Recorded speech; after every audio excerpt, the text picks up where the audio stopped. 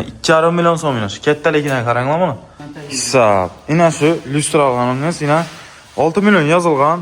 5,5 beraman dedi. Şu videonu görüp keladigan bo'lsangizlar 5 milyon aytib beraman dedi. Hammaga assalomu alaykum, hurmatli obunachilar. Bugun sizlar bilan lyustralar haqida gaplashamiz. Narxlari, nechta turdagi lyustra borligini bilib olamiz. Arkamda ko'rib turg'ayna Volt Instro do'koni, bu yerda ikkinchi etajda, xudo xolasa, lyustralarning assortimentlari bor. Sizlar bilan hozir narxlari, nechiklari bor ko'rib chiqamiz. Videoga like bosishni unutmanglar. Videoning oxiridan manzilni ham tushuntirib o'tamiz. Qani get, ikkinchi etajga chiqamiz.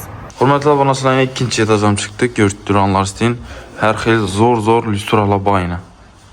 Xilma-xil kelaverasizlar. Bu tarafda biralar ham bor. Mana ajoyib lyustralarimiz bor. Bu yozilgan bahası 7 milyon mu bu? 7 milyon. Bundan ham qaytib berasizlar, ha? Qaytib beriladi mana siz yozilgan bahadan. Har xil chiroyli perlelar ham bor. Ko'raverasizlar, har xil.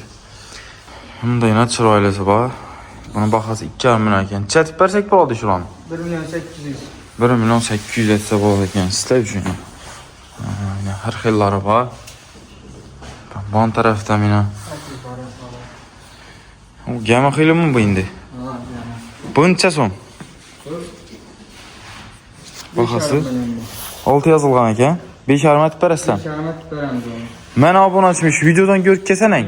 Sen adamga aytib kelsa 5 milyon tagi. Hisob. Ina shu lyustralarimiz ina 6 milyon yozilgan. 5,5 beraman dedi. Şu videonu ko'rib keladigan bo'lsangizlar 5 milyon aytib beraman dedi. Ko'rib turibsizlar buni kattaligini? 2 metr ekan. Gamali lyustra bina tenglarini ko'ringlar. Chiroyli narxlarda qilib beradi. Bemalol şu videodan ko'rib keldim desangizlar, qaytib beradilar. Bunda kattaroq yillar ekan. Bulancha so'mdan. 6,5 milyon. Bunu necha so'mga beramiz? 6 milyon bersa bo'ladi. Bu orqadan ham ulug' ekan bu. Teylari bilan ko'ringlar. Buna tumaloq xilisi bor yana bunda. Buncha? 3,5 milyon. 2,5 milyon. Necha beramiz buni? 3 milyon bersa bo'ladi. 3 milyon bersa bo'ladi. Hisob. Yine sizlar uchun ajoyib skidkalar bo'lib turibdi. Bu tarafdagi lyustralarga qaranglar. Chiroylilari bor.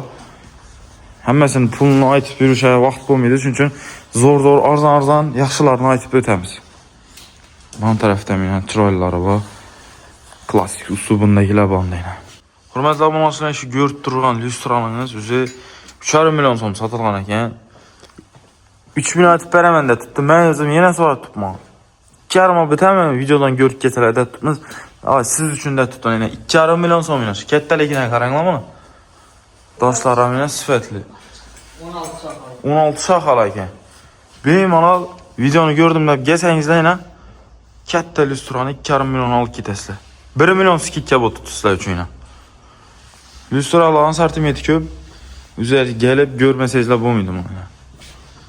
Hurmatli obunachilar, Volt Intro'dagi lyustralarni birinchi qismi tugadi, ikkinchi qismida yana bir skidkalar aytib beramiz. Ko'rdingizlar, sizlar uchun zo'r skidkalarni qo'ydik. Endi sizlarga manzilni ko'rsatadigan bo'lsam, bu tarafda Ray Center buyum bozori, Uzgazoil zapravkasi, bunda G'imjima kafesi bor, qaranglar. G'imjima kafesi unda. Shuni yonida yana to'g'risida yo'lning banida Volt Instro do'koni. Bunda yana Volt Elektro, Xorazm Elektromarket. Xudo xolasa keyingi videolarda bundan ham yaxshi skidkalar bilan chiqamiz sizlar. Podpiska, like yoddan chiqmasin. Rahmat.